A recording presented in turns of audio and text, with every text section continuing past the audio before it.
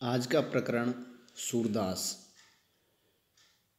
BA प्रथम वर्ष हिंदी साहित्य के पाठ्यक्रम में सूरदास नामक पाठ का अध्ययन हम कर रहे हैं। इसमें से कुछ अंशों का अध्ययन हम पूर्व में कर चुके हैं।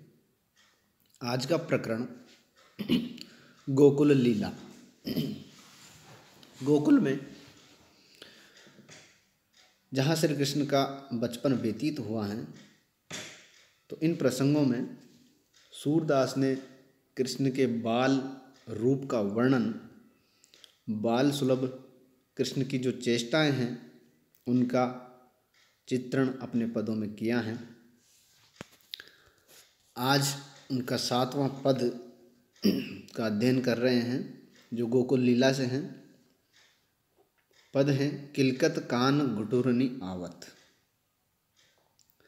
मणिमय कनक नंद के आंगन, बिंब पकड़िबे धावत। कबहू निरखी हरि आपू छाह को, करसों पकड़न चाहत।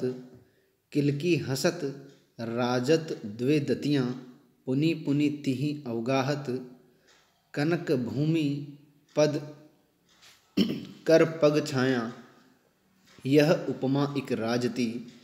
करी करी प्रतिपद प्रतिमणि वसुधा, कमल बैठकी साजती।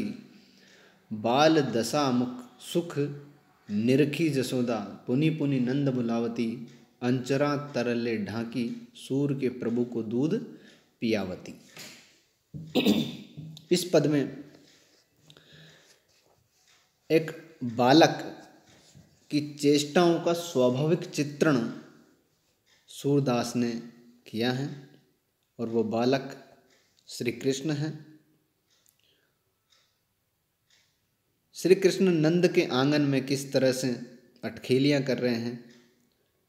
एक बच्चे का जो स्वाभाविक खेल है या बच्चे की जो अटखेलियाँ हैं, उनका वर्णन बहुत ही स्वाभाविक रूप से सूरदास ने किया है।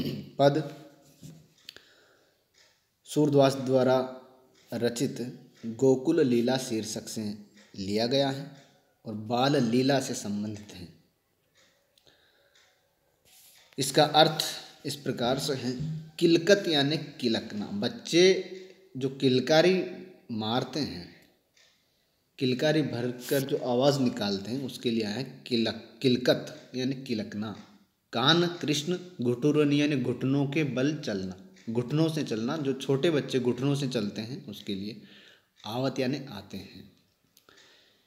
बालक कृष्ण घुटनों के बल चलते हुए आते हुए जो किलकारी भरते हैं और जो आवाज़ निकालते हैं, वो बहुत ही सुहावनी या बहुत ही सुंदर प्रतीत होते हैं। मणिमय कनक नंद के आंगन। नंद का जो आंगन है जिसमें कृष्ण खेल रहे हैं, वह आंगन कनकमय है, स्वर्णिम है, सोने का बना हुआ है और मणिमय मणियों से सजा हुआ है। बिंब पकड़िबे धावत। उस आंगन में जो स्वर्ण से जड़ा हुआ है, उस आंगन में बालक कृष्ण अपने बिंब को पकड़ने के लिए दौड़ते फिरते हैं। बिंब यानी परछाई को, अपनी ही परछाई को पकड़ने के लिए बच्चा दौड़ लगा रहा है, ऐसा स्वाभाविक चित्रण किया है सूरदास ने। यहाँ कृष्ण अपनी परछाई को पकड़ने के लिए दौड़ रहे हैं। कबहू निरखी हरि आपू छाह को। आपू छाह अपनी छाया को, हरि कृष्ण के लिए है। बालक कृष्ण कभी तो अपनी ही छाया को देखकर प्रसन्न होते हैं।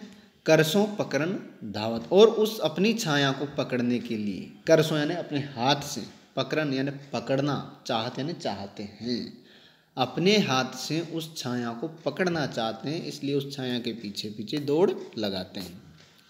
किलकी हसत, और किलक कर हंसते हैं। राजत द्वे दतियाँ, और जो किलक कर जो हंसते हैं वो तो उनके जो 2 दांत हैं सामने के, जो दूध के 2 दांत आए हैं, वो बहुत ही राजत यानी सुहावनी लगते हैं, सुंदर लगते हैं। पुनि पुनि तिहि अवगाहत, और वो बार बार उसी क्रिया को करते हैं या बार बार खुश होते हैं, अपनी छाया को पकड़ने के लिए दौड़ते हैं और हंसते हुए जो उनके दांत दिख रहे हैं, ऐसी क्रिया वो बार बार करते हैं, बार बार खुश होते हैं, जो बहुत ही अच्छे लगते हैं। कनक भूमि पद कर पग छाया, यह उपमा एक राजती।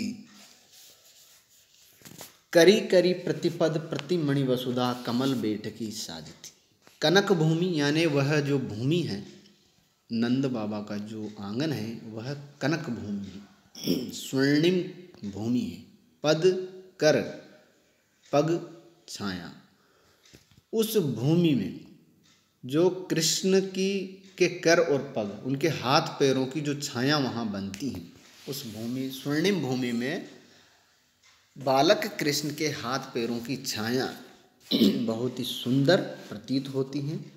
और यह उपमा एक राजती, उनके लिए यह उपमा अच्छी तरह सुशोभित होती है। राजती यानी अच्छी लगती हैं, सुशोभित होती हैं, ठीक प्रतीत होती हैं। यह उपमा यानी उन नंद बाबा का जो स्वर्णिम भूमि है, उस आंगन में कृष्ण की हाथ पैरों की छाया बनती हैं, जो बहुत ही सुंदर लगती हैं। और उनकी उपमा एक राजती, उनकी उपमा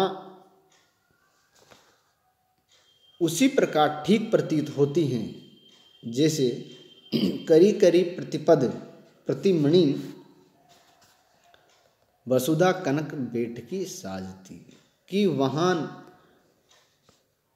उस सोने के आंगन में जड़ी हुई प्रत्येक मणि में कृष्ण के हाथ पैरों की छाया ऐसी लगती हैं कि मानो वसुधा ने, पृथ्वी ने ही बैठ करके अच्छी तरह से कमल सजा दिए हों। कमल बैठकी साजती, वहाँ कमलों को सजा दिया किसने? वसुधा ने। यानी उस आंगन में जो पग पग पर मणियाँ जड़ी हुई हैं, उनमें कृष्ण के हाथ पैरों की जो छाया बनती हैं वो ऐसी प्रतीत हो रही हैं कि मानो वसुधा ने वहाँ कमलों को सजा दिया हो, या कृष्ण के लिए वहाँ कमलों का आसन वसुधा ने सजा दिया हो, ऐसा लगता है।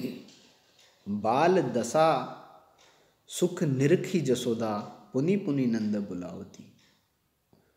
बालक कृष्ण की इस दशा को देखकर, किस दशा को? जब बालक अपनी ही छाया पकड़ने के लिए दौड़ रहे हैं और हंस रहे हैं, किलकारी भर रहे हैं, ऐसी सुखद स्थिति को देख करके यशोदा बहुत ही प्रसन्न होती हैं, आनंदित होती हैं और पुनि पुनि नंद बुलावती, और बार बार नंद बाबा को बुलाती हैं कि नंद भी अपने बालक कृष्ण की इन बाल लीलाओं के दर्शन कर लें और आनंद प्राप्त करें।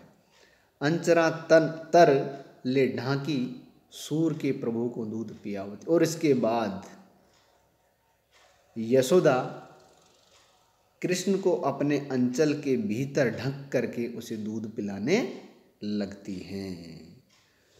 तो इस पद में कृष्ण की जो बाल लीला का वर्णन किया गया है, कृष्ण के खेल का, आंगन में चलने का, किलकने का, अपनी परछाई के पीछे दौड़ने का जो वर्णन है, बहुत ही स्वाभाविक, सहज, सुंदर वर्णन कवि ने किया है।